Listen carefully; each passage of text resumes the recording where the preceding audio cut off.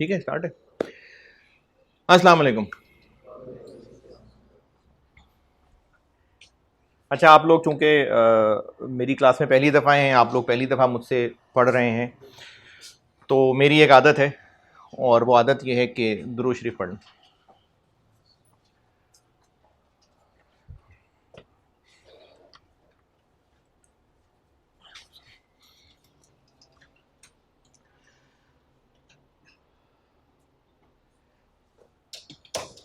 तो आप पीआरसी पास करके, नहीं पेपर देके, कितने लोगों का रिजल्ट अभी आना है पीआरसी का? अच्छा अच्छा। और ये रिजल्ट किस दिन है? 7 को है? 7 अप्रैल को। अच्छा, चलें, अल्लाह करे बाकी रहें ये लोग यहाँ और बाकी लोग पास हैं। तो जब पीआरसी पास हुआ होगा तो आपने स्टेटस भी लगाए होंगे अल्हम्दुलिल्लाह 25% सी ए डन और ओनली इतने रिमेनिंग हैं। सही है। तो अब आप लोग कैफ में पहली दफ़ा आ रहे हैं, या आप में से किसी ने कोई कैफ का पेपर दिया हुआ है अभी, कोई लॉ का, या है कोई बच्चा जो फास्ट ट्रैक में? अच्छा, लॉ का।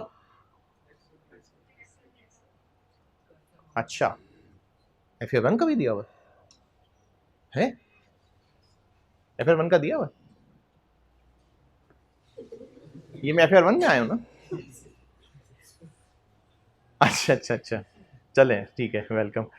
अच्छा, बाकी जो है वो लॉ और टैक्स और डाटा मुख्तलिफ वैरायटी हैं, ठीक है। ज़्यादातर जो है वो नया बच्चा है जो कैफ में अब एंटर हो रहा है।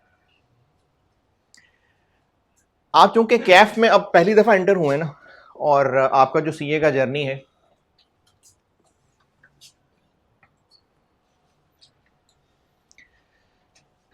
उसमें जो आपको पीआरसी और कैफ के लेवल से गुजारा जाता है कि आप फुल टाइम पढ़ाई करें, पेपर पास करें और फिर आगे वो ट्रेनिंग और आर्टिकल और वो सब चीज़ें।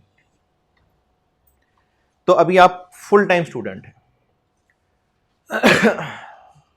इस सफ़र के बिल्कुल शुरू में, मतलब आज पहली क्लास में मेरी कोशिश ये होती है कि FAR1 में जो बच्चा बिल्कुल कैफ का सफ़र शुरू कर रहा होता है, तो कुछ ऐसी नसीहतें जो आपको झंझोड़ने में, आपको कुछ चीज़ें रियलाइज़ करवाने में काम आए और पहली क्लास की कही बातें याद रह जाए। मेरी क्लास आवाज़ बेटे एंड तक आ रही है? ठीक।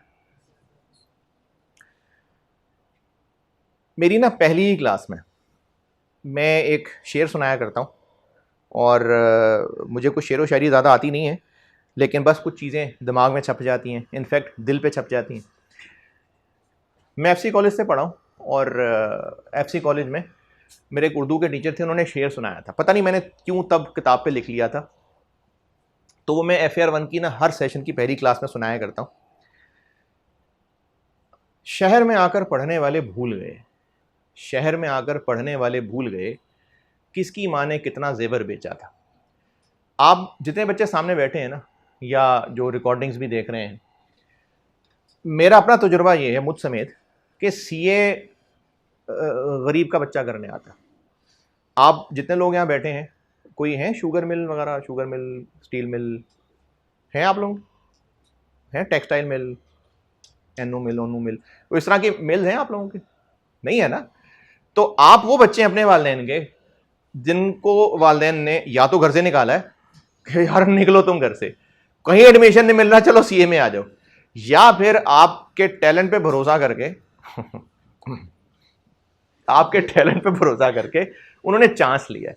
तो मेजॉरिटी जो सीए में बच्चा आता है, दूसरे शहरों से आता है या लाहौर में भी, वो अक्सर वो बच्चा है जो middle class, lower middle class, उससे भी लो क्लास, फाइनेंशियल बात कर रहा हूँ, उस क्लास से ताल्लुक़ रखते हैं। और वैसे तो मुझे जवाब पता है, लेकिन चले मैं सवाल पूछ लेता हूँ।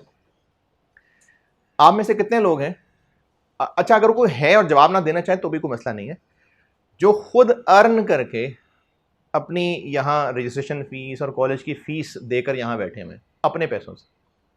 है कोई? है? नहीं है।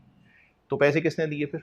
अगर दिए हुए तो है, हाँ, अब्बा जी ने पैसे दिए हैं, या हो सकता है किसी के कोई बड़े बहन भाई हों वो सपोर्ट कर रहे हों, कोई चचा ताया मामू कोई भी सपोर्ट कर रहे होंगे।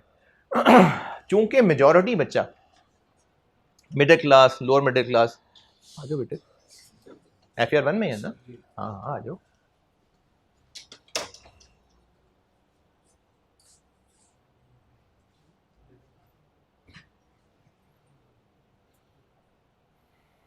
क्या वहाँ नहीं है जगह? है बेटे, फिर सामने बैठ जाओ, सामने वाले कमरे में। उधर मेरी ही तस्वीर आ रही होगी, मेरी आवाज़ आ रही होगी, मैं भी वक्त वक्त से आऊँगा। बेटे उधर सामने चले जाओ, सामने वाले कमरे में।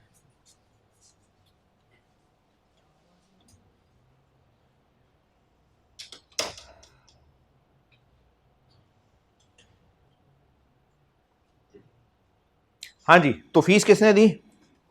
अब्बा जी ने। ये जो आप लोग यहाँ पेपर पढ़ रहे हैं, किसी और कॉलेज में पढ़ रहे हैं, आई कैप की फ़ीस आप लोगों ने देनी है। हॉस्टल वाले कितने बच्चे जो हॉस्टल में रहते हैं? हाँ, तकरीबन आधे बच्चे हॉस्टल में रहते हैं। एक महीने का तकरीबन कितना किराया? तकरीबन ऑन एन एवरेज 14-15 हज़ार है। अच्छा 20 हज़ार, चलें 20 हज़ार, और खाना पीना भी साथ मिला लें तो है। को महीने का खाना खाना तो खाते होगे ना, तो महीने का खाने का कितना खर्चा तकरीबन है? अच्छा चलो 20 हज़ार कर ले, मैं कौन सा अपना हॉस्टल किराए पे दे रहा हूँ, मैं आपको वैसे मिसाल दे रहा हूँ ना, हम रफली बात कर रहे हैं। R1 के लिए बेटे वो ना सामने चले जाओ, जगह कम है। सामने भी मेरी तस्वीर आ रही होगी, सामने।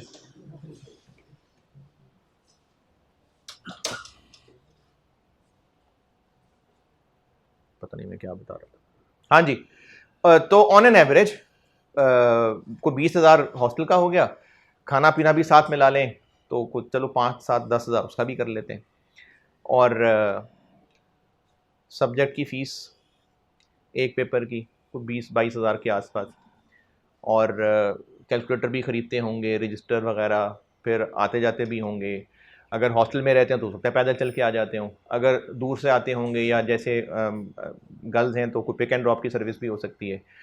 तो एक सेशन में 3 पेपर पढ़ना आपके अम्मा अब्बा को कितना कॉस्ट कर रहा है महीने का है? एवरेज कर लेना, महीने की फीस देखो ना, 20 हज़ार का चलो एक पेपर, 3 पेपर पढ़ रहे होंगे, 2 पढ़ रहे होंगे, 3-4 महीने पे बांटें, 60 हज़ार 15 हज़ार पर मंथ बन गया। फिर आपके हॉस्टल का आने जाने का खाने पीने का वो भी साथ में ला लिया, तो कोई 50-60 हज़ार 70 हज़ार पर मंथ पड़ रहा है। ज़्यादा बना लेते हैं।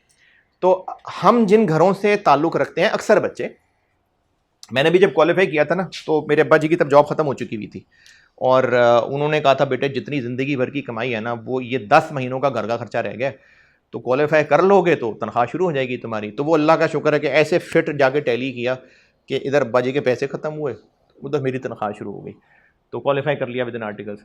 तो हम अक्सर चूँकि क्योंकि CA जो है ना वो फाइनेंशली जो ज़रा लो कैटेगरी में आते हैं उन फैमिलीज़ के बच्चों की क्वालिफिकेशन है। यही वजह है कि आप जितनी फ़ीस पूरे CA में देते हैं, यूनिवर्सिटीज़ के अंदर एक एक सेमेस्टर की उतनी फ़ीस होती है, ऐसे ही है ना। बल्कि यूनिवर्सिटी क्या FSC में कोई पंजाब कॉलेज का पढ़ा, कितनी फ़ीस है FSC की?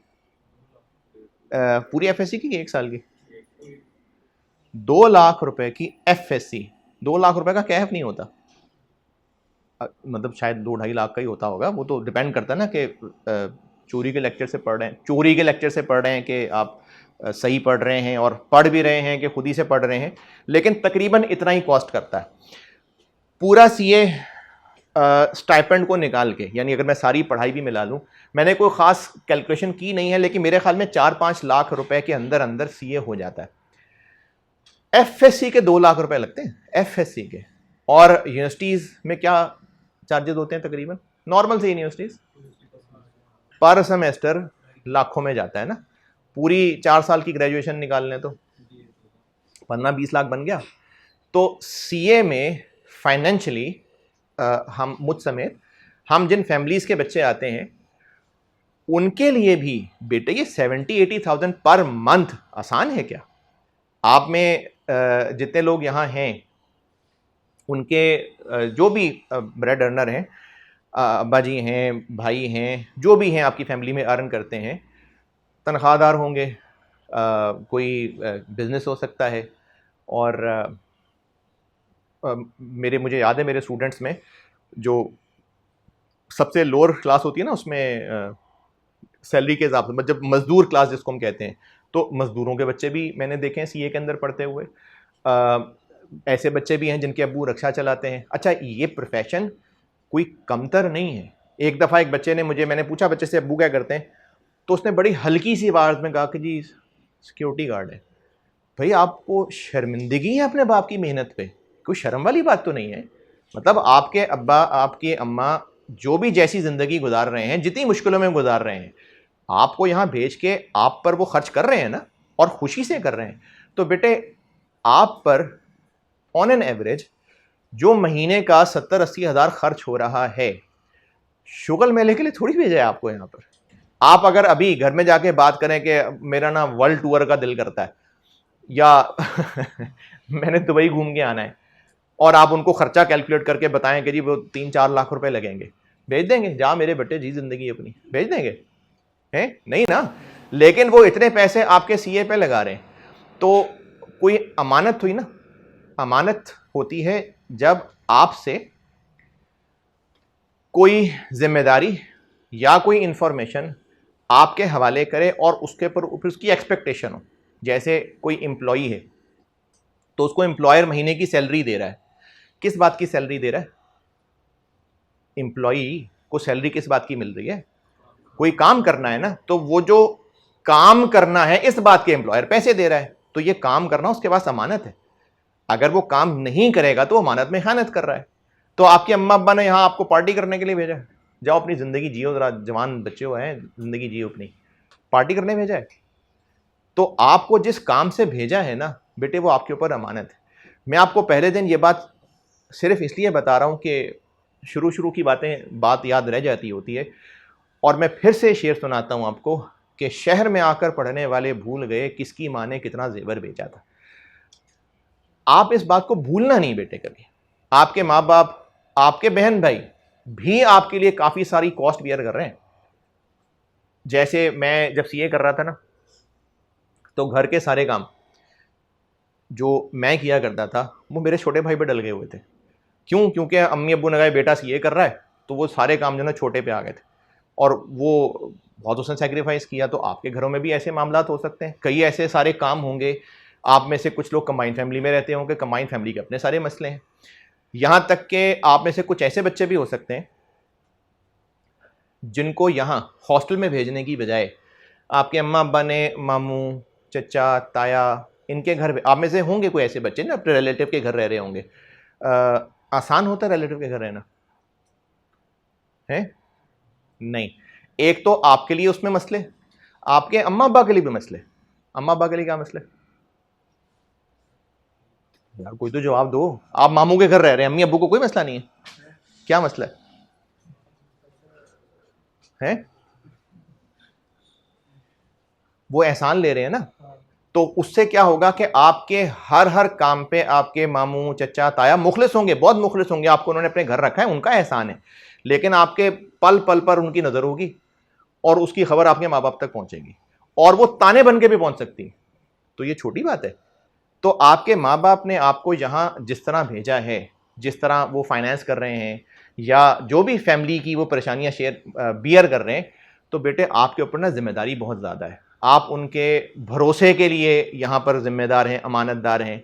आप उनकी उम्मीदों के लिए अमानतदार हैं। आप जो वो आपके लिए मुश्किलें बर्दाश्त कर रहे हैं, आप उस सबके लिए अमानतदार हैं। तो मेरे बच्चों, इस बात को ना भूलना नहीं कभी आपने। अगर आप यहाँ पर ये चीज़ें याद रखेंगे कि आपके लिए आपके पेरेंट्स ने, आपके घर वालों ने बहुत मेहनत और कुर्बानियाँ दी हुई हैं, तो फिर आपको ये चीज़ मोटिवेट रखेगी पढ़ने में। अगर आप ये चीज़ भूल जाएंगे तो फिर तो आप जवान बच्चे हैं, फिर आपके पास बहुत कुछ है अपना वक्त ज़ाया करने के लिए। फिर ठीक है, फिर आप अपनी जवानी भी जिएंगे खुल के। तो इसलिए मैं आपको पहले दिन कोशिश कर रहा हूँ ये बात बार बार बताने की कि इस बात को अपने पल्ले बांध लें कि आपके वालिदैन, आपके घर वाले फाइनेंशियल कॉस्ट भी बियर कर रहे हैं, इमोशनल कॉस्ट भी बियर कर रहे हैं और बहुत सारी उम्मीदें लगाए बैठे हैं आपके ऊपर। तो बेटे उनको मायूस नहीं करना। ये बात प्रेशर डालने के लिए नहीं बता रहा, मतलब ये नहीं है कि आप इस प्रेशर के ही तले दब जाएं और आपका ब्रेन जो है वो काम करना छोड़ दे, इसलिए नहीं बता रहा, लेकिन रियलाइज करवा रहा हूं कि जिम्मेदारी को रियलाइज करें और बेटे अपने मकसद से हटना नहीं। अब अगली बात कि मैं यहां आपके सब्जेक्ट के लिए क्या कर सकता हूं, इस सब्जेक्ट में हम किस तरह से आगे बढ़ेंगे। देखो सीए से बनता क्या है? CA, what does CA mean? Chartered economist, chartered lawyer है, चार्टर्ड अकाउंटेंट। तो सबसे बुनियादी सब्जेक्ट कौन सा हुआ फिर? अकाउंटिंग। तो आप इंट्रो टू अकाउंटिंग तो माशाल्लाह पास कर लेंगे, जिनका रहता है अभी कर लेंगे। तो इंट्रो टू अकाउंटिंग में ना आपसे सिर्फ सलाम दो हुई है बस, असल पार्टी तो अब शुरू हुई है। ये आप जब अब FAR 1 शुरू करेंगे, फिर आगे रिपोर्टिंग पढ़ेंगे, फिर CFAP पढ़ेंगे, तो असल दुनिया तो अब निकलने लगी है। जब आप इंट्रो टू अकाउंटिंग पढ़ाते हैं ना तो आपको लगता है आप अकाउंटिंग के चीते बन गए। असल में आपने कुछ 100-200 सवाल याद किए हुए थे, आपने कुछ MCQ याद किए हुए थे, आपने कुछ चैप्टर्स को चॉइस पे छोड़ा। फाइनल अकाउंट्स करके आए हो ईमानदारी से? हैं? नहीं ना करके आए, लेकिन पास हो गए। तो अब जो मेहनत आपने पहले 2-2 नंबर के सवालों के लिए की, अब आपको 20-20 नंबर के सवाल आने, 1.5-1.5 2-2 सफ़े के सवाल होना है। तो PRC में जो अकाउंटिंग थी और अब जो FAR 1 पढ़ने लगे हैं उसमें बहुत ज़्यादा गैप है। तो इसलिए ये सब जीरो से ही शुरू होने लगा है। उसके लिए मुझे शुरू के 3 दिन ना कोई मेहनत करनी पड़ती है।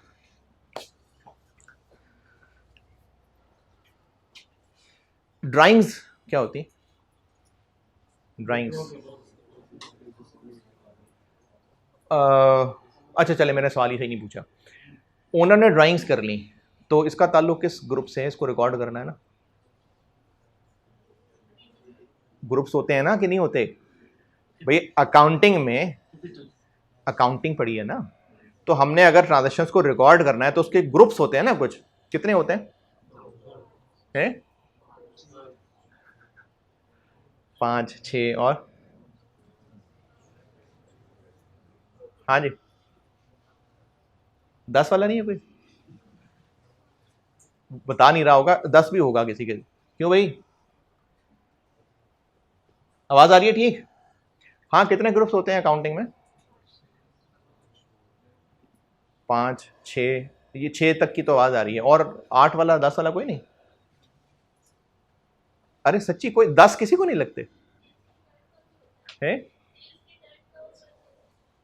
तो ये कितने हो गए? 7। अच्छा, और अच्छा चलें अब सवाल वापस। ड्राइंग्स, इसका ताल्लुक कौन से ग्रुप से? इक्विटी से या एक्सपेंस से? हैं? इक्विटी से। अच्छा चलें और सवाल पूछता हूँ। गुड्स क्या होती हैं बिजनेस के लिए? है? नहीं मतलब एसेट है, लाइबिलिटी है? एसेट है, गुड्स बिजनेस का एसेट है। तो गुड्स खरीदने की एंट्री क्या होती है? परचेजेस डेबिट के क्रेडिट? डेबिट। परचेजेस का ताल्लुक किस ग्रुप से? एक्सपेंस से। तो फिर गुड्स तो एसेट थी, तो एक्सपेंस कहाँ से आ गया? मेरी बातें नहीं समझ आ रही? गुड्स एसेट है ना बिजनेस का, तो फिर खरीदी तो परचेजेस क्यों डेबिट हो गया? अच्छा चलें और सवाल। गुड्स बेच दी तो क्या हो गया? ये सेल्स। क्रेडिट क्या होगा? सेल्स हो जाएगी। ग्रुप? सेल्स का ग्रुप इनकम। अच्छा चलें इनकम। तो वो जो गुड्स बेच दी, वो गुड्स एसेट था बिजनेस का ना, अभी आपने बोला एसेट था, तो गुड्स दे दी कस्टमर को, तो एसेट कम हो गया कि इनकम बढ़ गई? तो फिर एसेट किधर गया? तो वो क्या डेबिट करते हैं, क्रेडिट करते हैं, क्या? वो एक्सपेंस का पार्ट था, तो एक्सपेंस कम हो गया कि इनकम बढ़ गई? हाँ, तो गुड्स दे दी कस्टमर को, तो एक्सपेंस कम हो गया कि इनकम बढ़ गई? तो एक्सपेंस किधर गया? एक्सपेंस कम हो गया, तो क्रेडिट क्या करें? सेल्स को करें कि एक्सपेंस को करें? तो गुड्स किधर गई? अच्छा चलो, खरीदी हुई गुड्स वापस कर दी, क्या नाम इस्तेमाल करते हैं उसके लिए? खरीदी हुई चीजें वापस कर दी, परचेज रिटर्न्स। परचेज रिटर्न्स का ताल्लुक किस ग्रुप से? हाँ जी, इनकम। परचेज रिटर्न्स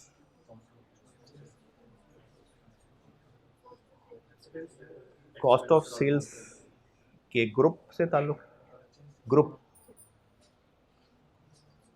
यार वो मेरी बातें नहीं समझ आ रही या मतलब बोलना नहीं चाह रहे?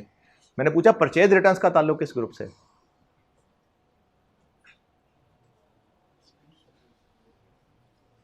परचेज रिटर्न्स का ताल्लुक किस ग्रुप से? अच्छा चले, सेल रिटर्न्स का ताल्लुक किस ग्रुप से? इनकम से। तो अगर हमने सेल रिटर्न्स कर दी तो इनकम हो गई हमारी है, इनकम कम हो गई। या सेल रिटर्न्स का कोई अलग ग्रुप होता है? यार मैं शुगल तो नहीं लगा रहा आपके साथ, पूछ रहा हूँ। सेल रिटर्न का अलग ग्रुप होता है या अलग ग्रुप होता है? परचेज रिटर्न सेल रिटर्न का अलग ग्रुप होता है। अच्छा चले और सवाल पूछते हैं। एक्सपेंस ग्रुप के जितने भी अकाउंट्स हैं उनका बीडी बैलेंस डेबिट होता है कि क्रेडिट होता है? डेबिट बैलेंस होता है कि क्रेडिट बैलेंस होता है? एक्सपेंसेस ग्रुप के जितने अकाउंट्स हैं उनका BD balance, BD debit balance होता है कि क्रेडिट बैलेंस होता है? यानी आप कह रहे हैं कि उसका बीडी बैलेंस होता है? नहीं होता। होता है? एक्सपेंस और इनकम का बीडी बैलेंस नहीं होता है? मैं अकाउंटिंग खराब कर रहा हूँ?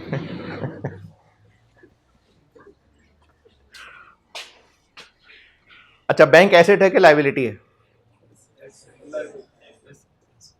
बैंक एसेट है कि लायबिलिटी? इंटरेस्ट पे करना? बैंक पूछ रहा हूँ, जस्ट बैंक का बैलेंस।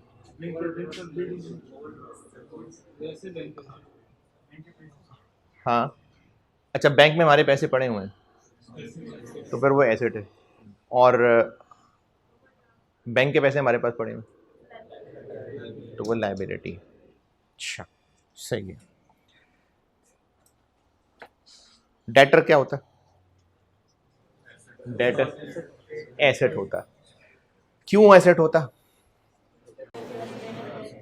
क्योंकि हमने उससे पैसे लेने होते हैं। क्यों लेने होते हैं पैसे? क्योंकि उसको सेल की होती है। सही। और पहला सवाल दोबारा, ड्राइंग्स एक्सपेंस है कि? ड्राइंग्स एक्सपेंस नहीं? नहीं, किसी को नहीं लगता?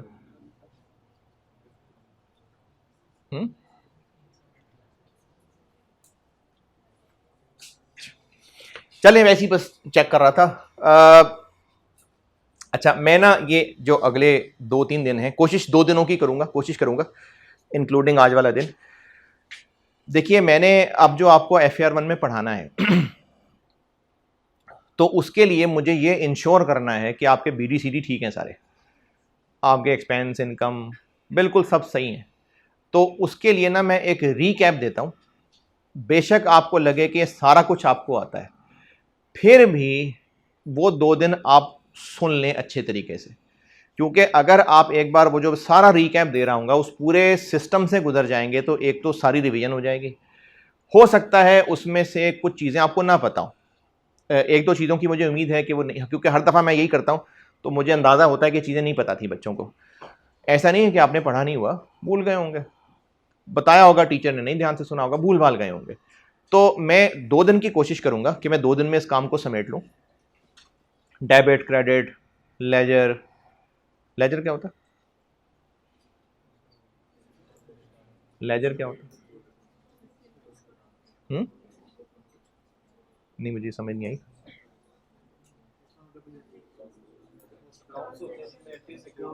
अकाउंट्स, उनमें एंट्रीज होती हैं। सेल्स लेजर क्या होता है? सेल्स लेजर, सेल्स अकाउंट और सेल्स लेजर में क्या फर्क है? हाँ, जनरल लेजर। सेल्स लेजर में सही है, बिल्कुल ठीक है। तो जो एंट्रीज हैं, डेबिट क्रेडिट, फिर उसका लेजर में क्या काम है, फिर ट्रायल भी सुना सुना सा होगा, फिर ट्रायल क्या है, फिर ट्रायल से आगे SOFP, SOCI, ये सब क्या है। तो आपको बेशक सब आता है, आई अज्यूम आपको सब आता है, क्योंकि मैंने भी जो आपसे बातें पूछी हैं तो अक्सर सही है, आपने अक्सर सही बताया। क्योंकि इसके पहले पुराने बैचेस के अंदर मुझे बहुत अजीब अजीब किस्म के जवाब भी मिलते रहे, तो वो आपसे नहीं मिले, या तो आपने अपने तक रखी राज की बात, क्योंकि मैं इंतजार कर रहा था मुझे को बताएगा कि 10 ग्रुप होते हैं, लेकिन बोला नहीं किसी ने 10 ग्रुप। तो आपके जनरली मुझे कॉन्सेप्ट बोलने वालों के जिन्होंने बोला है वो ठीक लगे हैं, जिन्होंने बोला नहीं है तो कमी हो सकती है। तो सिर्फ एक छोटी सी पॉलिश के लिए मैंने 2-3 दिन में ना आपको सारा बेसिक रिवाइज कराना है, लेकिन उसमें आपने ये सुस्ती नहीं करनी कि ये तो बच्चों वाली चीज़ें मुझे आती हैं, नहीं ऐसे नहीं करिएगा। टाइम ज़ाया करना फिर मकसद नहीं है ना, वो तो टाइम ज़ाया हो जाएगा। तो मैंने आपको सारे प्रोसीजर से गुजारना है एक बार, बिल्कुल आसान सी चीज़ें, लेकिन एक बार सारी दोबारा सुन लें ताकि मैं आपके BDCD ठीक कर सकूं। क्योंकि हमने आगे जितने चैप्टर्स पढ़ने हैं ना, ख़ास तौर पे अभी जो सबसे पहला पढ़ाना शुरू करूंगा आपको डेप्रिसिएशन से रिलेटेड, उसमें BDCD में बड़ी गलतियां करते हैं बच्चे। तो इसलिए वो सारा कुछ सिर्फ रीकैप इसलिए इंश्योर करने के लिए कि उसमें कहीं पर कोई कमी रहती थी वो भी पूछ लें, वो ठीक कर लें और चीज़ें पॉलिश हो जाएं, लेकिन इसको ज़ाया नहीं करना। ठीक है, मैं कराने लगा बेसिक रिवीजन, ओके ना, कराने लगा। अच्छा, उससे पहले मैं आपको बताता हूं कि पढ़ाई में किस तरह से लेके चल रहा हूँ।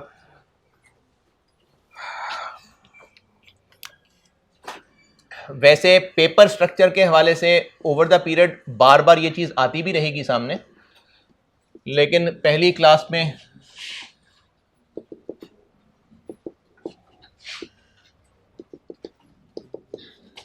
एक आइडिया हो जाएगा, इसलिए अभी पहली क्लास में ये बात बता रहा हूँ। पेपर ना आपका जो 100 मार्क्स का होगा उसको ICAP ने 2 हिस्सों में बांटा हुआ है। एक में से तकरीबन 45 से 55 मार्क्स टेस्ट होते हैं और दूसरे में से भी 45 से 55।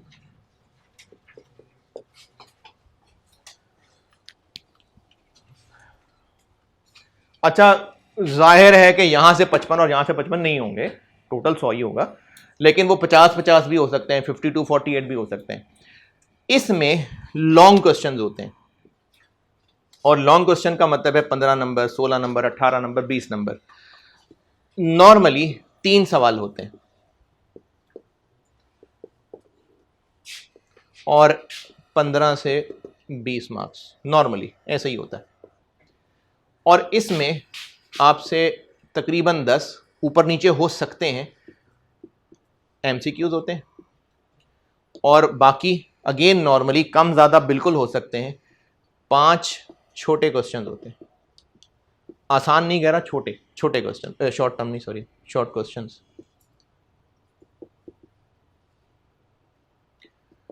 5 to 10 मार्क्स।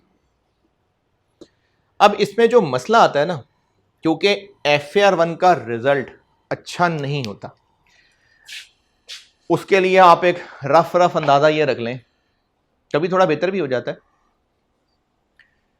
कि ऑन एन एवरेज हर 4 में से 3 लोग फेल हो रहे होते हैं। अब आप अपने इर्द गिर्द देखेंगे कि वो 3 लोग कौन है, क्योंकि एक तो आप पास है ना, तो 3 फिर दूसरों में से कोई होंगे। तो इतना बुरा रिजल्ट होता है आई कैप का। आई कैप का मतलब कॉलेजेस का तो बेहतर ही होता है क्योंकि बहुत सारे बच्चे पेपर दे रहे होते हैं। तो आई कैप का जो रिजल्ट होता है FAR 1 का, ऑन एन एवरेज हर 4 में से 3 लोग फेल हो गए। और उसकी एक बहुत बड़ी वजह यह है कि PRC से अपना दिमाग स्विच ही नहीं कर पाते कैफ में। दिमाग में होता है 4 लाइनों का सवाल होगा, अब वहां पर आपने क्लिक कर करके पेपर पास करना होता है, या आपने लिख कर करके पेपर पास करना होता है, आपने लिखना होता है। वहां पर 4 लाइनों में सवाल खत्म हो जाता है। जहां पर जब 2 पेजेस का सवाल हो जाता तो घबराहट शुरू हो जाती है। तो वो बच्चे जो अपने आप को PRC से कैफ में जहनी तौर पर नहीं शिफ्ट कर पाते ना, वो डरते रह जाते हैं। अच्छा, डरते रह जाते हैं तो उसका नुकसान क्या होता है? सवाल लिख के करते नहीं है। मैंने क्लास में सवाल करवाया, नींद आ रही है, मैंने क्लास में सवाल कराया, वो लिखा नहीं, होमवर्क दिया, घर जाके उस होमवर्क को नहीं किया। मैक्सिमम क्या किया, सवाल पढ़ा, पीछे सोल्यूशन देखा, हाँ सही है, मैं करता तो ऐसे ही करता, ज़बानी सोल्यूशन देख लिया। जब तक आप बेटे हाथ से सवाल लिखेंगे नहीं ना, पेपर में आपसे नहीं लिखा जाएगा। जितने मर्जी सवाल देख लें, जब तक लिख के सवाल नहीं करेंगे आपसे पेपर में नहीं लिखा जाएगा। क्यों नहीं लिख के सवाल करते? घबरा रहे होते हैं कि इतने सारी इंफॉर्मेशन का मैं क्या करूं, इतने सारे सामान का करूं क्या। जब पूरे सेशन में आवाज ठीक है, जब पूरे सेशन में इस बात की प्रैक्टिस ही नहीं की होती कि 2-2 सफ़े के सवाल को मैनेज कैसे करना है, तो पेपर में कैसे अचानक से शक्तियां आ जाएंगी कि मैनेज करने लग जाएंगे। तो आप लोग पावर्स, तो आप लोग जब लिख के प्रैक्टिस करेंगे ना, तो एग्जाम पास करने के काबिल होंगे। तो इसमें सबसे बड़ी मुश्किल ये आती। अब उस मुश्किल का हल आपने ही करना है, मैंने तो सिखाना है, मैंने तो मेहनत करानी है, डर तो आपने ख़त्म करना है। तो पेपर FAR 1 का, FR का इस शक्ल का होता है। मैं उसमें आपके लिए क्या कर रहा हूँ, मेरा पढ़ाने का तरीका क्या है।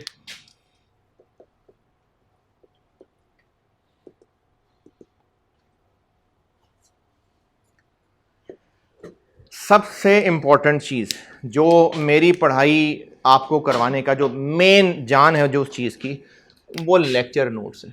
क्योंकि मैं जब स्टूडेंट भी था ना, अच्छा स्टूडेंट था वैसे, तो मैं अपने नोट्स बनाता था और बहुत स्ट्रक्चर्ड नोट्स बनाता था। इस तरह के मेरे दोस्त पे मेरे नोट्स भी यूज़ करते थे बाद में। तो मैं फिर टीचिंग में भी ना इस चीज़ को इंश्योर करता हूँ कि आपको बहुत स्ट्रक्चर्ड तरीके से नोट्स बनवाऊँ। और वो क्या होंगे, जो मैं बोर्ड पे लिख रहा हूँ वो तो आपने नोट करना ही है। कुछ चीज़ें मैं आपको ज़बानी भी लिखवा रहा हूँ, कुछ ऐसी भी होंगी जो मैं डिक्टेट करवा रहा हूँ, कुछ होंगी कि कहूँगा ये बात अपने अल्फाज में लिख लें, वो भी आपके भले की होगी कि मैं कह रहा हूँ अपने अल्फाज में लिखें, तो आपके भले के लिए होगा कि खुद अपने अल्फाज में लिखें। तो जो लेक्चर नोट्स है ना, ये सबसे इंपॉर्टेंट चीज़, सबसे ज़्यादा लेक्चर नोट्स। प्रैक्टिस के लिए पास पेपर्स की प्रैक्टिस है।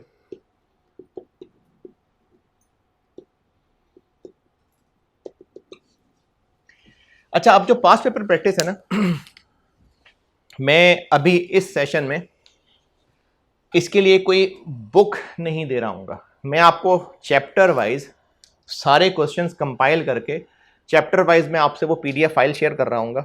आप चाहे उसको सॉफ्ट में रखें, चाहे तो उसको प्रिंट निकलवा लें। बुक फॉर्म में नहीं है, यानी FAR की कोई बुक नहीं है जो मैं आपको दे रहा हूँ। पास पेपर्स होंगे, सफिशिएंट होंगे। देखो आपके पास ना पढ़ाई करने के लिए अभी से गिनती गिने तो कितने महीने अवेलेबल हैं?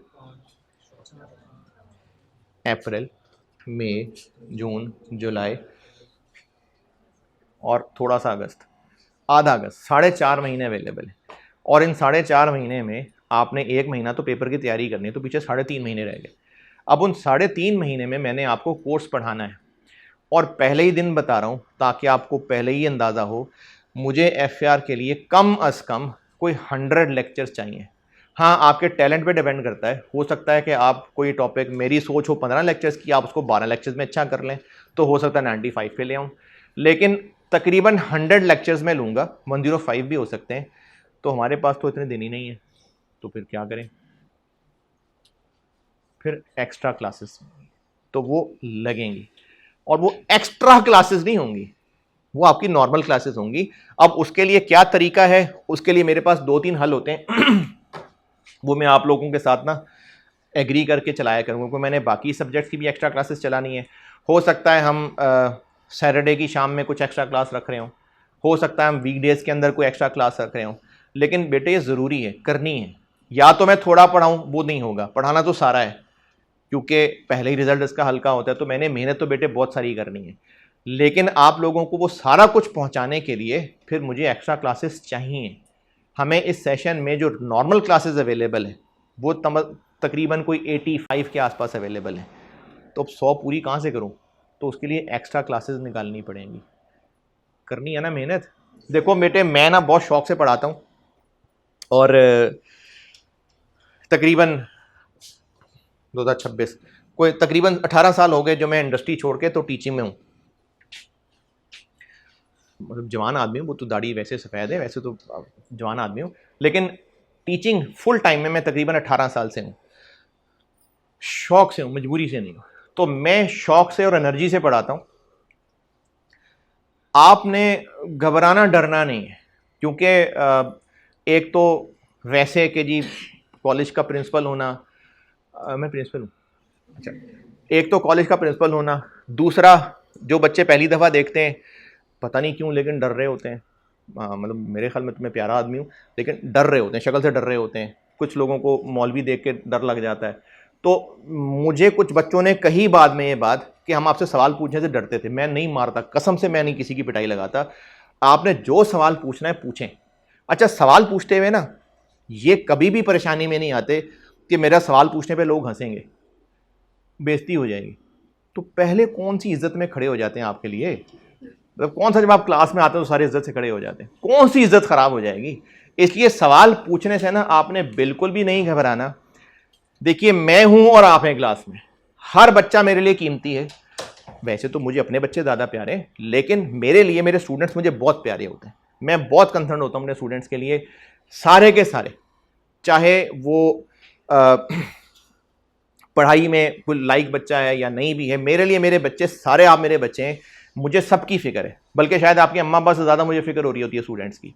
तो मुझे आप सब से बहुत मोहब्बत होगी, आस पास अगर आपको भी हो जाएगी मेरे से मोहब्बत, लेकिन मैंने आपको ना बहुत एनर्जी से पढ़ाना है, बहुत शौक से पढ़ाना है। इसलिए मेरी ख्वाहिश होती है कि अगर आपको मैं कोई चीज़ नहीं समझा पाया तो आप मुझसे पूछें। मेरी बात सुन रहे हैं सारे, जाग रहे हो ना? तो जो परेशानी हो मुझसे पूछें। नहीं समझ आया दोबारा कोशिश कर लूँगा, क्योंकि अगर नहीं समझा पाया तो शायद मैं ही नहीं समझा पाया, दोबारा कोशिश कर लूँगा। लेकिन आपने सवाल पूछने से रुकना, घबराना नहीं है। ये नहीं सोचते रहना कि मेरा सवाल देखो, बंदे बोंगे हो सकते हैं, सवाल कभी बोंगे नहीं होते, सवाल हमेशा काम के होते हैं। तो इसलिए जिसको जो समझ नहीं आ रहा मुझसे पूछना है, आपने पूछना है। तो मैं आपको जो क्लास में लेक्चर नोट्स लिखवा रहा हूं और कई सारे सवाल होंगे जो मैं जबानी बना के आपको उसी वक्त लिखवाऊँ। ताज़े ताज़े गरम गरम सवाल होंगे, मैं कहूँगा सवाल लिखें, आप सवाल लिख रहे होंगे, मैं कैलकुलेटर पढ़ के सवाल बना दूंगा। तो वो भी सवाल ही होंगे। वो मैंने फैसला करना है कि आपको क्या कॉन्सेप्ट सिखाने के लिए, कौन सा कॉन्सेप्ट पक्का करने के लिए मुझे कुछ सवाल लिखवाना है। तो वो भी प्रैक्टिस ही है, और अल्टीमेटली हमने तैयार तो इसके लिए होना है। अच्छा, मेरे पास ना फ्यूचर पेपर्स नहीं है,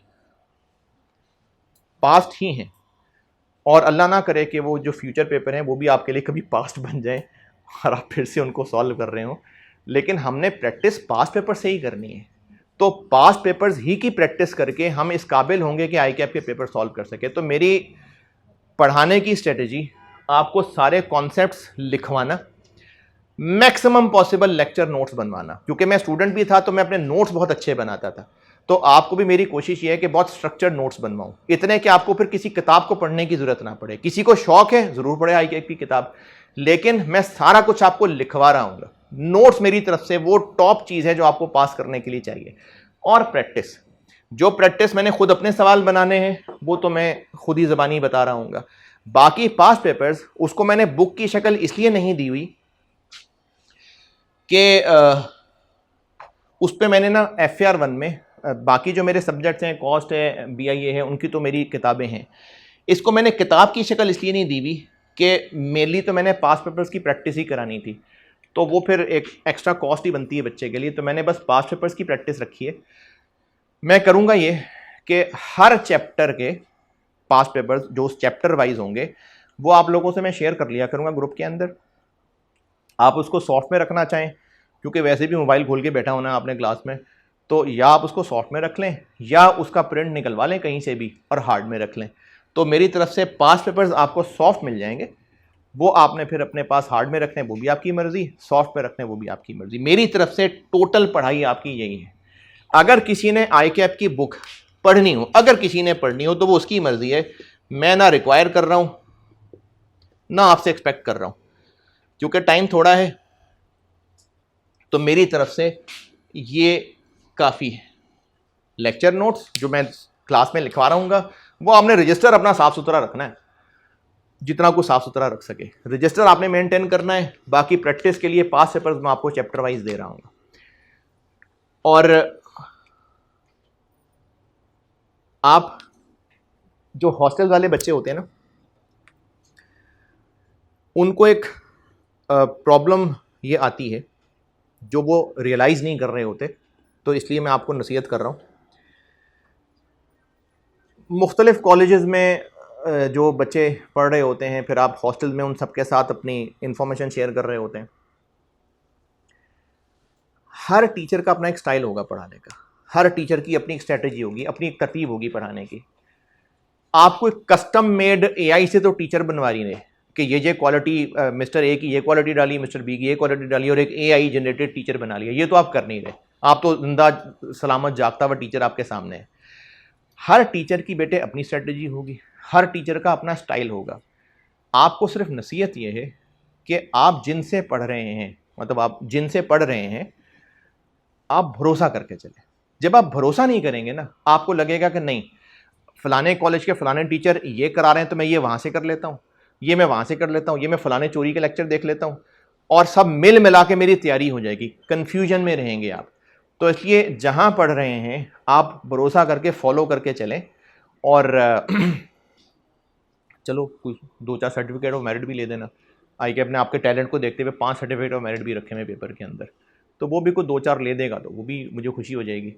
तो मेरी तरफ से सारी एफर्ट इस पे है, जो मैंने आपको बिल्कुल छोटे बच्चों की तरह लेके चलना है। मैं आपसे बिल्कुल एक्सपेक्ट नहीं कर रहा कि आप चीते चीतियाँ हैं, मैंने आपको बिल्कुल उंगली पकड़ के ही चलाना है। लेकिन बहरहाल मेरी लिमिटेशंस ये हैं कि मैंने पढ़ाना भी तो लिमिटेड आवर्स में है ना, तो मेरा काम अपनी तरफ से जो बेस्ट कर सका मेरे बच्चों वो मैं करूँगा, लेकिन आपको मेहनत चाहिए। आपको मेहनत अपनी कह रहे हो, आपको, मैंने नहीं मेहनत करनी तो आपने पास होना है, आपकी मेहनत से आपने पास होना है, लेकिन हमने मिल के मेहनत करनी है। और टाइम थोड़ा है, कोई बात नहीं, जितना है उसको बेस्ट यूटिलाइज करेंगे, करनी है मेहनत। यहां से रिलेटेड आपका कुछ सवाल है तो बताएं, फिर मैं वो सारे बेसिक से आपको रिवीजन रिकैप देता हूं। जी हैं? अरे अभी ठहर जाओ, अभी जब करेंगे एक्स्ट्रा क्लास तो प्लान कर लेंगे। उसकी मुख्तलिफ शक्लें हैं ना, हो सकता है मैं उसको सैटरडे करूं हो सकता है वीकडेज में चलाऊं, तो उसकी कोई पॉसिबल शक्ल निकालेंगे। लेकिन मैंने आपको पहले दिन इसलिए बताया कि होगी, उसके बगैर गुजारा नहीं है, करनी पड़ेगी। हाँ जी, इससे रिलेटेड, मेरी स्ट्रेटेजी से रिलेटेड, क्लास वर्क होमवर्क बेटे बहुत ज़रूरी हैं। जो मैं क्लास में प्रैक्टिस करा रहा हूँ वो भी, जो होमवर्क दिया होगा मैं कोशिश करूँगा कि एक से ज़्यादा साल होमवर्क ना दूँ। कोई बहुत छोटा टॉपिक हो तो और बात है, लेकिन मैं एक से ज़्यादा साल होमवर्क नहीं देता। तो जो होमवर्क दूँ वो भी आपने लाजमी करना है, और टेस्ट देने हैं। टेस्ट के लिए भी जो आपके लिए आसानी हो सकेगी वो करूँगा। रूम अवेलेबल करना है, पूरा दिन अवेलेबल करना है, लेकिन इसको इंश्योर करिए कि आप टेस्ट का हिस्सा बने। वीकली टेस्ट भी करने हैं, जो कि 15-20 नंबर का टेस्ट, 20 तक का बस, इससे ज़्यादा का नहीं, वरना फिर वो छोड़ देंगे आप लोग। और आइडियली स्पीकिंग एक सेशन में एक मिड टर्म हुआ करता है, लेकिन इस सेशन में चूंकि टाइम थोड़ा है, फिर ईद भी है, तो मैं उसको प्रैक्टिकल बनाने के लिए एक मिड टर्म की बजाय मैं उसको 3 ग्रैंड टेस्ट में तोड़ रहा हूँ। उससे फ़ायदा ये होगा कि वो वर्किंग डेज में 30-35 नंबर का टेस्ट वो आप चला पाएंगे। तो उसको आप ग्रैंड टेस्ट कह लें, असेसमेंट कह लें, टर्म टेस्ट कह लें, मैं उसको मंथली टेस्ट कह देता हूँ। तो इंशाल्लाह कोई 3 का मेरा प्लान है, जो कि 35 से 45 मार्क्स तक का अगर मैं बना सकूं। तो ये 3 टेस्ट, मई, जून, जुलाई, और बाद में फिर आखिर में मॉक। इसका हिस्सा बन के चलें, रेगुलर क्लासेस का पार्ट रहें, रोज का रोज पढ़ें, टेस्ट देते रहें और टेस्ट सही सीरियस होकर टेस्ट दें, सिर्फ अपना नेकी में हिस्सा डालने के लिए टेस्ट ना दें, वाकई संजीदा होकर टेस्ट दें, तो इंशाल्लाह ज़रूर पास होंगे। क्यों नहीं होंगे? तो इंसान के बच्चे ही पास होते हैं, क्यों नहीं होंगे पास? ज़रूर होंगे पास। तो अभी इस सारी मेरी पढ़ाई के स्ट्रेटजी से, मेरे स्टडी मटेरियल से, बाकी मेरे पढ़ाने का तरीका, चलो शुगल भी लगता ही रहेगा, कभी कभी कोई जुगतें आई जाती हैं दिमाग में, तो हंसते खेलते आसान करते करते समझाते हुए चलूँगा। रिकॉर्डिंग वाले बेशक 2x पे वीडियो चलाते हूँ, लेकिन मैं कोशिश करता हूँ कि मैं स्लो बोलूँ ताकि सबको मेरे अल्फाज सारे क्लियर पता चल रहे हों। और जब मैं पढ़ाता खुलूस से और नीयत से हूँ तो एक बॉन्डिंग हो जाती है। आपके कुछ महीनों बाद, कुछ दिनों बाद मोहब्बत बन जानी है आपके लिए मेरे दिल, आपके लिए मेरे दिल में और मेरे लिए आपके दिलों में। तो बॉन्ड स्ट्रांग होगा ना, तो इंशाल्लाह डाटा भी ट्रांसफ़र होता रहेगा। इससे रिलेटेड कोई सवाल किसी का और है तो बताएं, फिर मैं डेबिट क्रेडिट से शुरू करता हूँ। हाँ जी, जो लोग सो रहे हैं वो भी, जो जाग रहे हैं वो भी, किसी का कोई सवाल? हाँ जी, वहाँ पर आऊँ? कोई सवाल किसी का? कोई नहीं?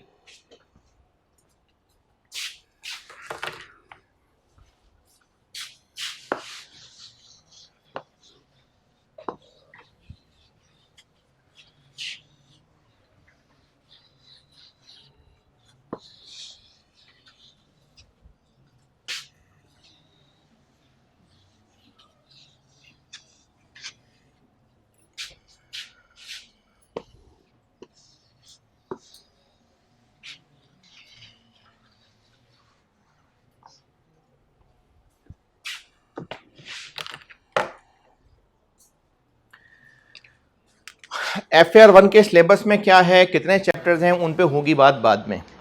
उससे पहले, जैसे मैंने अभी पहले कहा था, मैं आपके ना बचपन की कुछ चीज़ें रिकैप दे रहा हूँ, और मैं बिल्कुल उम्मीद करता हूँ आपको सारा कुछ आता है, फिर भी हिम्मत के हौसले के साथ ना वो सारा कुछ सुन लें, पॉलिश हो जाएगा। और अगर उसमें कोई चीज़ आपको कंट्राडिक्टरी लगे, अगर आपको लगे कि नहीं सर हमने तो ऐसे पढ़ा है, मुझे वो ज़रूर बताना, बजाय इसके कि दिल में सोचते रहो कि हमारे सर ने तो ऐसे बताया था, ये ऐसे बता रहे हैं, कौन सही है। उन्होंने किसी और ऑब्जेक्टिव से बताया होगा, तब आप नन्हे मुन्ने बच्चे थे, तब आप किसी और तरह से पढ़ने आ रहे थे, वहाँ MCQs पेपर पास करने आए थे, तो उन्होंने हो सकता है तब आपकी आसानी के लिए आपको किसी और तरीके से बताया। तो अगर आपको कोई बात डिफरेंट लगे तो मुझसे कंफर्म करना ज़रूर, लेकिन इस रीकैप से ना होगा इंशाल्लाह फ़ायदा होगा। बिजनेस क्या होता, मैं फिर बता रहा हूं, अभी ये चैप्टर 1 नहीं है, अभी FAR 1 ऑफिशियली नहीं हुआ शुरू, ये मैं एक पुराना रीकैप दे रहा हूं, इसको मैं रिवीजन ऑफ बेसिक अकाउंटिंग कह देता हूं। उसके बाद इस पे को 2 दिन लगाने के बाद मैं आऊंगा फिर कि FAR 1 में क्या है और हमने किस तरतीब से चलना है। इसको मैं बस बेसिक अकाउंटिंग की रिवीजन कह देता हूं। जी जनाब, बिजनेस क्या होता है? अच्छा चलें, बिजनेस करने वाले लोगों की जिंदगी का मकसद क्या होता है? प्रॉफिट कमाना, बिल्कुल ठीक है। तो बिजनेस एक ऑर्गेनाइजेशन है, और बिजनेस का ऑब्जेक्टिव क्या है? हाँ जी, क्या है? प्रॉफिट कमाना, बिल्कुल ठीक है। अच्छा, सेठ साहब ने बिजनेस शुरू किया और वो जानना चाहते हैं कि मेरे बिजनेस से मुझे कितना प्रॉफिट हुआ, तो वो सारी चीज़ें ज़बानी याद रख के बैठे? नहीं। अच्छा, तो वो क्या करेंगे, वो हम जैसे लोगों को फिर नौकरी देंगे, कहेंगे जी तुम अकाउंटेंट हो, तुमने बताना है। तो जो अकाउंटेंट होगा वो हर 5 मिनट बाद बता रहा होगा सर इतना प्रॉफिट हो गया मैं, है तो उसको कोई पीरियड तय करना पड़ेगा ना, हो सकता है महीने बाद बता दे, हो सकता है साल बाद बता दे। तो पीरियोडिकली उसको अपने बॉस को बताना होगा बिजनेस ने कितना प्रॉफिट कमाया। चलो साल तय कर लेते हैं कि साल बाद बताएगा। तो अब अकाउंटेंट उस पूरे साल की जो जो भी ट्रांजैक्शंस हुई होंगी उनको फिर ज़बानी याद करता रहेगा, रोज़ दोहराता रहेगा, फिर वो अगले दिन दोहराएगा, फिर दोहराएगा, फिर साल बाद उसने जवाब देना होगा। तो सब ज़बानी याद रखे, क्या करे फिर? लिख ले। तो वो अब लिखना शुरू कर दे। वो क्या करे, आज का दिन मिस्टर ए आया, उसने सलाम किया, उसको हमने अच्छे से जवाब दिया, उसने कहा फ़लानी चीज़ आपके पास है, हमने कहा हाँ जी है, उसने कहा क्या रेट है, फाइनली 1 घंटे की बहस के बाद हमने उसको 20,000 रुपये की चीज़ बेच दी, फुल स्टॉप। वो ये मजमून लिख लें पूरा, लिखना तो है, क्या मसला है इसमें, क्यों ना लिखे ऐसे। फिर टाइम ज़ाया होगा, रोज़ की हज़ारों ट्रांजेक्शन हो सकती हैं, तो उसको कुछ ना कुछ शॉर्टकट में लिखना पड़ेगा कि वो लिखे तो बात भी पूरी हो जाए और ज़रूरत पड़ने पे वो उस लिखे हुए को पता भी चला सके कि क्या था। जैसे चूंकि आपने पढ़ा हुआ है और मैं रीकैप दे रहा हूं, तो मैं आपसे पूछता हूं कि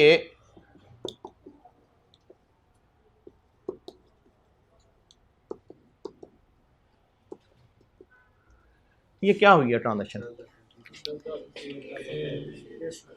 10,000 रुपए की गुड्स बेची हैं और कैश मिला है। अब ये आपको 2 वर्ड से सब कैसे पता चल गया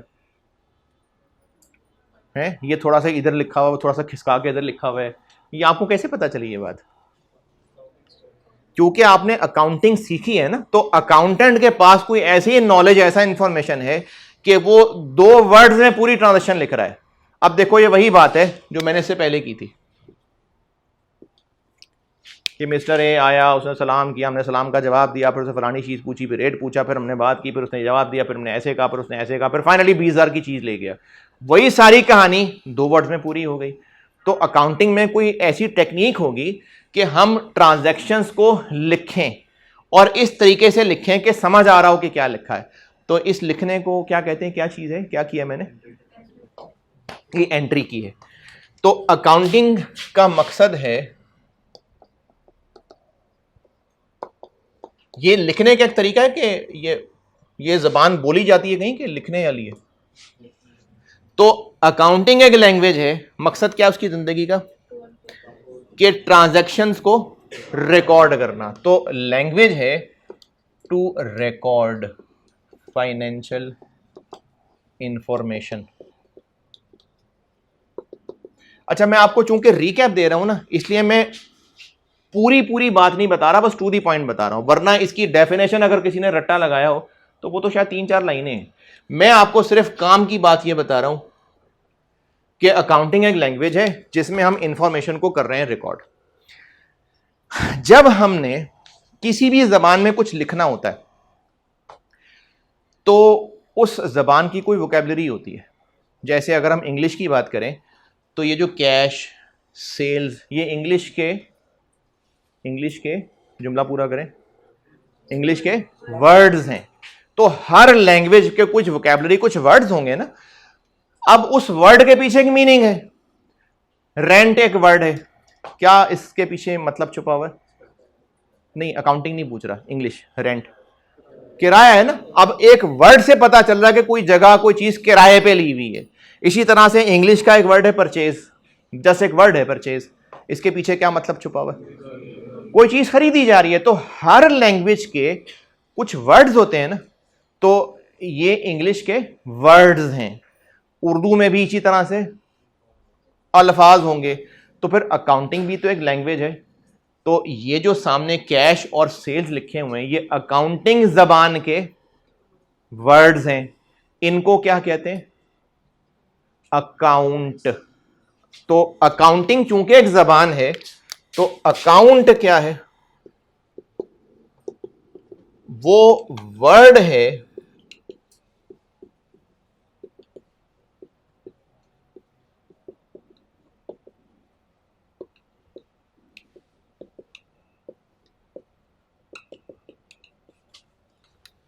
वो वर्ड है अकाउंट, जो इस्तेमाल हो रहा है ट्रांजैक्शंस को रिकॉर्ड करने के लिए। कैश एक अकाउंट है, डेटर्स एक अकाउंट है, बैंक एक अकाउंट है, सेल्स एक अकाउंट है।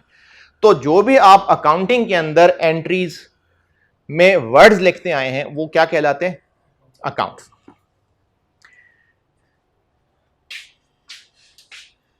ये नाउन है कि प्रोनाउन है कि वर्ब है कि एडजेक्टिव है? कैश क्या है?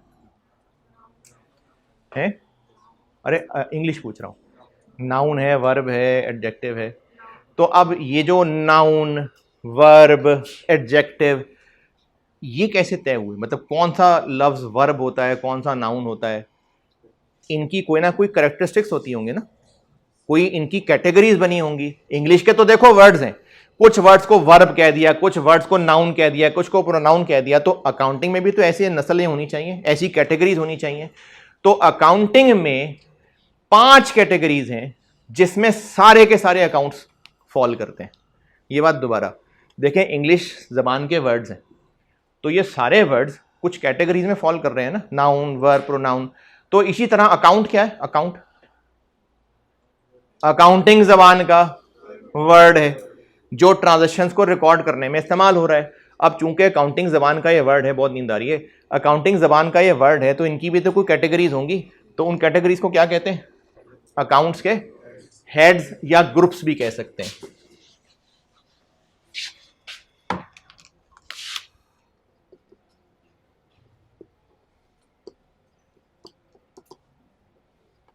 कितने हैं जी ये? 5। बताइए क्या क्या है? एसेट्स हैं, शाबाश। लायबिलिटीज हैं, इक्विटी है कि कैपिटल है?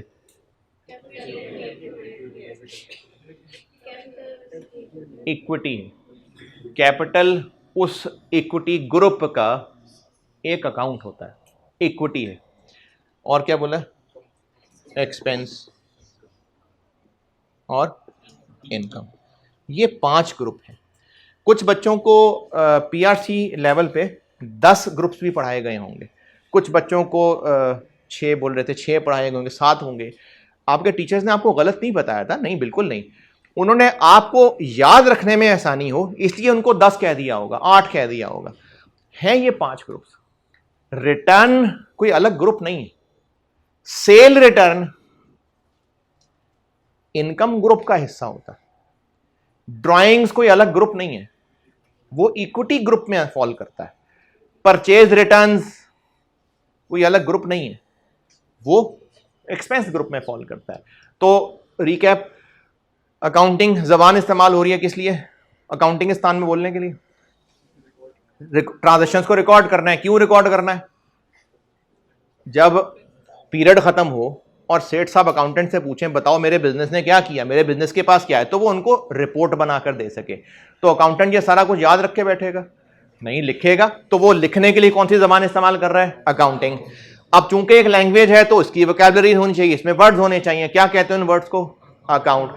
जिस तरह इंग्लिश लैंग्वेज में जितने वर्ड्स हैं वो कुछ कैटेगरीज में बांटे हुए हैं, तो अकाउंटिंग में भी जितने वर्ड्स हैं वो इन 5 कैटेगरीज में बटे हुए हैं। तो अकाउंटिंग की जबान में जितने अकाउंट्स इस्तेमाल हो रहे हैं वो इन 5 ग्रुप्स के अंदर ही हैं। यहां तक कोई इख्तलाफ, कोई ऐसी चीज जो मैंने आपसे पहले पढ़े हुए से डिफरेंट बोली और आपको ना पसंद आई हो? यहां तक कोई सवाल? जाग रहे हैं ना? यहां तक कोई सवाल?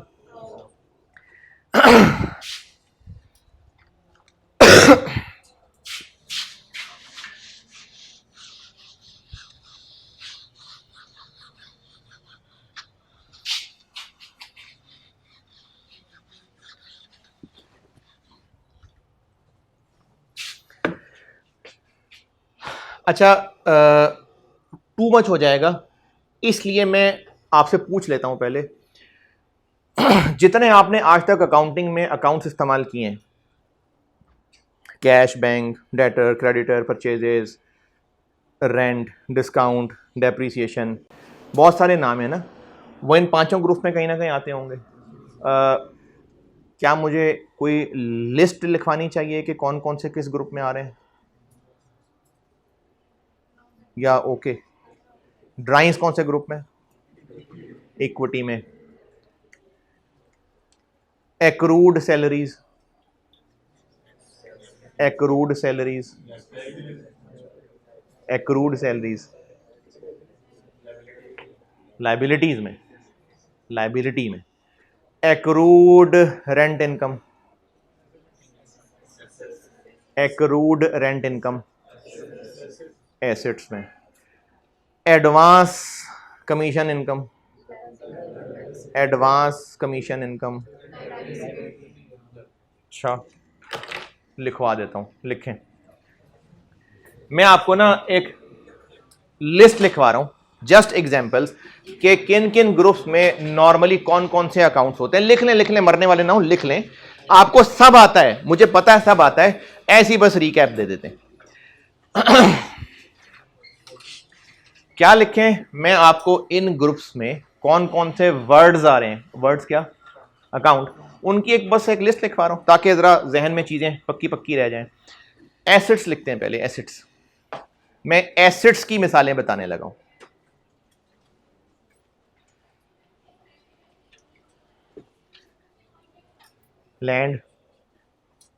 लैंड, बिल्डिंग,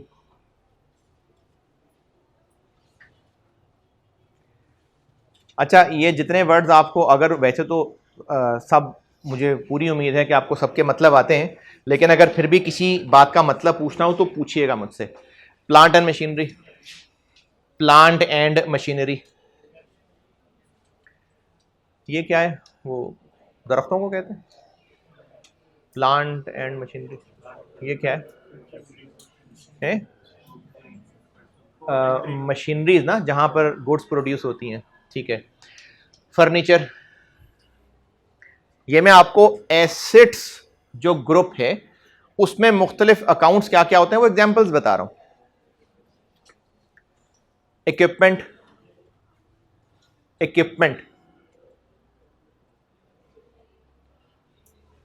व्हीकल्स, कोई स्पेलिंग ना आती हो तो बताना, बोर्ड पे भी लिख दूंगा, लिख दूं कौन सा?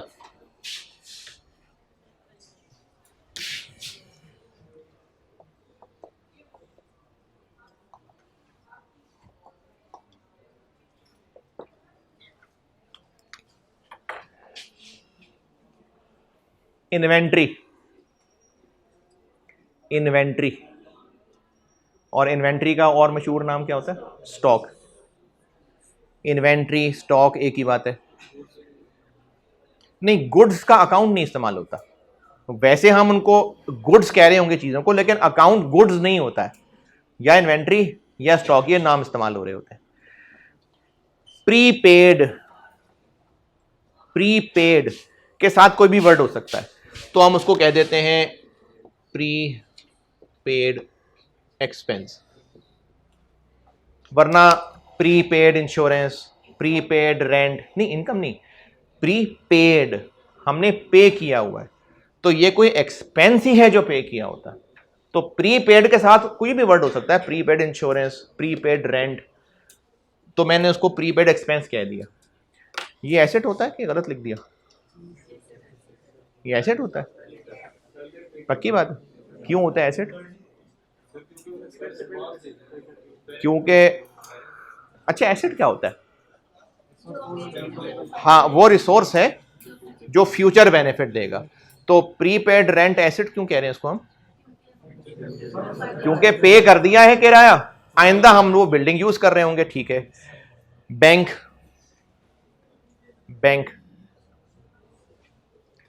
कैश,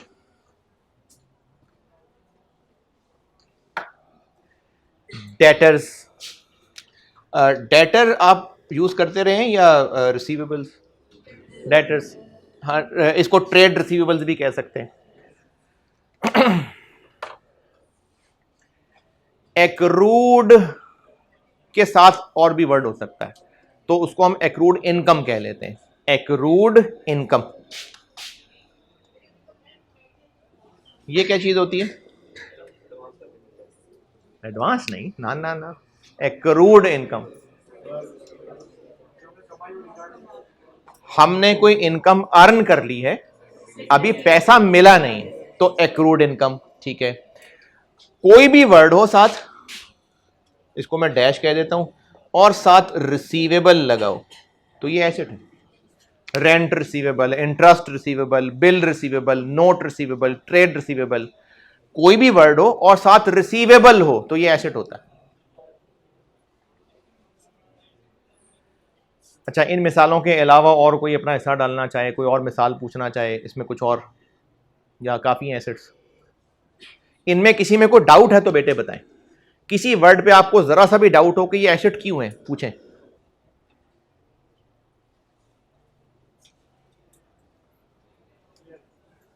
उस क्लास में कोई सवाल? वहां लायबिलिटीज,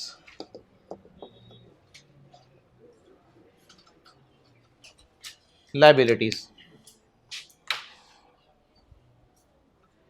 ये मैंने एसिड ग्रुप की मिसाल नहीं लिखवाई है, हेडिंग बदल दी अब। लायबिलिटीज ये क्या होती हैं? लायबिलिटीज क्या होती हैं? बिजनेस की ऑब्लिगेशन। लायबिलिटीज होती हैं बिजनेस की प्रेजेंट ऑब्लिगेशन। प्रेजेंट क्योंकि अभी पैसे देने, इसलिए प्रेजेंट। बैंक से लोन लिया हुआ है, 20 साल बाद पैसे वापस करने हैं, तो ये प्रेजेंट ऑब्लिगेशन है। बैंक से लोन लिया था, 20 साल बाद वापस करना है, तो ये प्रेजेंट ऑब्लिगेशन है। 20 साल बाद करना है, प्रेजेंट क्यों? 20 साल बाद वापस करना है, जिम्मेदारी है सर पे, तो प्रेजेंट है वो जिम्मेदारी। तो लायबिलिटीज क्या होती हैं? Present obligations. इसकी एग्जांपल्स में क्रेडिटर्स, क्रेडिटर्स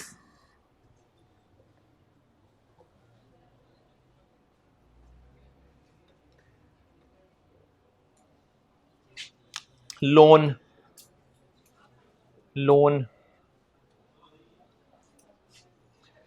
एक्रूड के साथ क्या वर्ड लगाओ? एक्सपेंस। ये क्या होता है? एक्सपेंस इनकर हो चुका लेकिन अभी पैसे नहीं दिए, एक्रूड एक्सपेंस। एडवांस इनकम, ये क्या चीज होती है? क्यों है लायबिलिटी? पैसे मिल गए हैं, उसके बदले अभी हमने काम नहीं किया, तो ये लायबिलिटी है एडवांस इनकम। कोई भी वर्ड लगा हो और उसके साथ पेएबल लिखा हो तो ये लायबिलिटी है।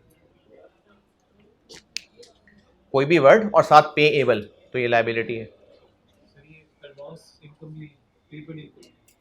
प्रीपेड का ना वर्ड सही नहीं है क्योंकि हम पे नहीं कर रहे हैं ना, हम तो रिसीव कर रहे हैं, तो प्रीपेड का वर्ड मुनासिब नहीं है इसके लिए, तो एडवांस का वर्ड यूज होता है, इसके लिए प्रीपेड का वर्ड यूज होता है। हाँ जी, और कोई लायबिलिटी किसी का दिल कर रहा बताने का?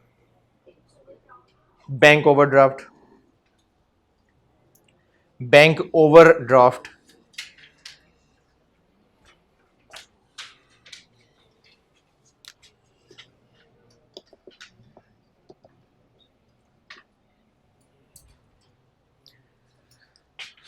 अच्छा, FAR 1 में ना एक चैप्टर आएगा, तब मैं आपको ना कंपनी पढ़ाऊंगा, कंपनी।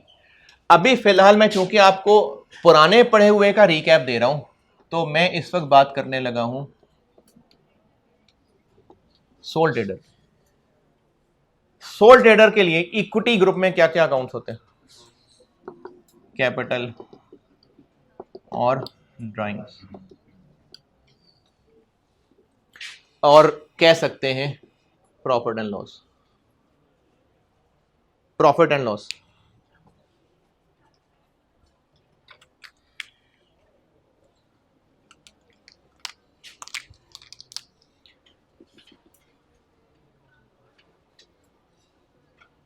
अच्छा, इसकी तो बहुत लंबी लिस्ट है, लेकिन मैं ना सिर्फ 2-3 नाम जरूर लिखूंगा, बाकी मुझे पूरा यकीन है कि आपको इसकी लिस्ट आती है। परचेजेस, परचेज रिटर्न्स, ये भी एक्सपेंसेस ग्रुप में है। परचेज रिटर्न्स एक्सपेंसेस ग्रुप का हिस्सा है। अगर किसी को इस पे एतराज है तो मैं जब कल एंट्रीज लिखवा रहा हूंगा ना, तो उसमें इसको करूंगा डिस्कस। डेप्रीसिएशन। अच्छा, इसके अलावा और बहुत सारे एक्सपेंसेस आपको पता है, अगर किसी को कोई डाउट है किसी वर्ड पे तो वो पूछ ले। एक्सपेंसेस है ना, एक्सपेंसेस बहुत, rent, salaries, printing, stationery, travelling, expenses आसान है। इसी तरह इनकम्स,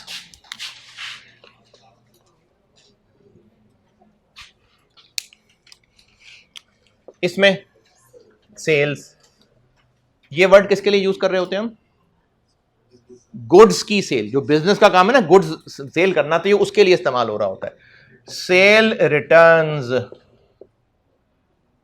इसका कोई अलग ग्रुप नहीं होता है, ये इनकम ग्रुप का ही हिस्सा है। और उसके अलावा कोई भी वर्ड होता है और साथ income, interest income, rent income,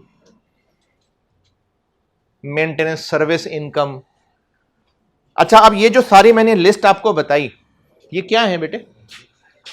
ये अकाउंट्स हैं, यानी अकाउंटिंग जबान में इस्तेमाल होने वाले वर्ड्स हैं। क्या मकसद है इनकी जिंदगी का? ट्रांजैक्शंस को रिकॉर्ड किया जा रहा है। ये सारे अकाउंट्स यानी वर्ड्स 5 ग्रुप्स का हिस्सा हैं, और वो 5 ग्रुप्स, इनमें कुछ ना कुछ कॉमन कैरेक्टरिस्टिक्स होंगी।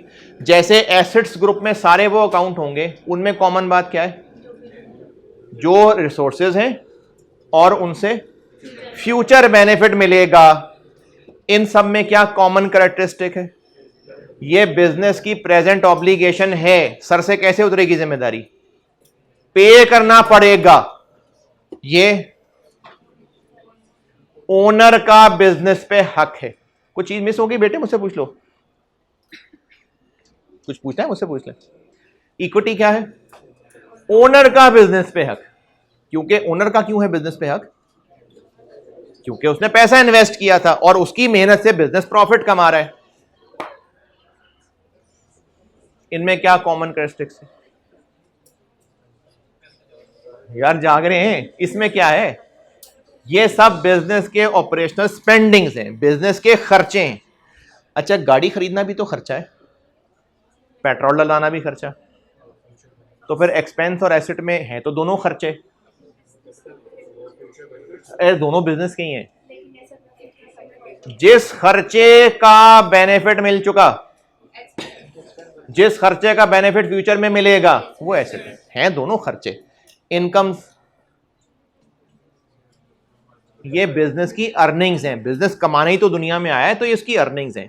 तो बिजनेस की सारी फाइनेंशियल इंफॉर्मेशन अकाउंटेंट ने लिखनी है, और पूरे पूरे ऐसे लिखने बैठ के नहीं, उसने कुछ शॉर्ट लिखना है जिसमें उसको लिखने में टाइम कम लगे, कल को रिट्रीव करने में टाइम कम लगे, तो वो अकाउंटिंग जबान इस्तेमाल कर रहा है, और उस अकाउंटिंग जबान के जो वर्ड्स हैं वो अकाउंट हैं, और सारे के सारे अकाउंट्स इन 5 ग्रुप्स में फॉल करते हैं। और ये इन 5 की मैंने मिसालें भी बता दी और इनकी कैरेक्टरिस्टिक्स भी बता दी। कल की क्लास में ना मैं आपको कुछ ट्रांजैक्शंस लेता हूं। देखो, मैं फिर कह रहा हूं बेटे, आपको ये सारा कुछ आता है, आई बिलीव आपको सारा कुछ आता है, लेकिन एक रीकैप हो जाएगा जिसमें मैं आपको जर्नल से लेके जर्नल, लेजर, ट्रायल, साल खत्म, फिर बीडी, फिर क्लोजिंग का क्या होता है, वो किधर जाते हैं, ये पूरा अकाउंटिंग साइकिल एक बार मैं चाह रहा हूं कि 2 दिन में आपके सामने से मैं गुजार दूं। होगा इंशाल्लाह, इसका फाका होगा। बस कायम रहना। सुस्ती, देखो जब आप सुस्ती मरने वाली शक्लें बनाते हैं ना, तो मुझे लगता है पता ना कितना जुल्म कर रहा हूं आपके ऊपर। तो ये 2-3 दिन जरा सुकून से गुजार लो, इंशाल्लाह फायदा होगा। जी बेटे। नहीं, प्रॉफिट का वर्ड नहीं। बिजनेस जब भी खर्चा करता है ना, तो उसका उसने कोई ना कोई बेनिफिट कंज्यूम करना होता है। बिजनेसेस शौक में खर्चे नहीं करते हैं, वो तो हम इंडिविजुअल्स हैं ना, शौक पूरे करते हैं। बिजनेसेस कोई खर्चा बगैर फायदे के नहीं करता। प्रॉफिट नहीं कह रहा। बिजनेस ने बिजली का बिल क्यों पे किया? इलेक्ट्रिसिटी इस्तेमाल की है। पेट्रोल क्यों डलवाया? इस्तेमाल किया है। तो बिजनेस जब भी खर्चा करता है, उसका उसने कोई यूज करना होता है, कोई बेनिफिट कंज्यूम करना होता है। तो वो खर्चा जिसका बेनिफिट इस्तेमाल हो गया वो एक्सपेंस है, और जिसका बेनिफिट फ्यूचर में इस्तेमाल होगा वो एसेट है। पेट्रोल गाड़ी में डलवाया, इस्तेमाल हो गया, एक्सपेंस है। डीजल खरीदा, मशीनरी में डला, इस्तेमाल हो गया, एक्सपेंस है। डीजल खरीदा, स्टोर में टैंक में पड़ा हुआ है, वो एसेट है, क्योंकि फ्यूचर में बेनिफिट मिलेगा। तो ये एसेट और एक्सपेंस का फर्क है। और कोई सवाल किसी का? कोई सवाल नहीं वहां पर? सब ठीक ठाक?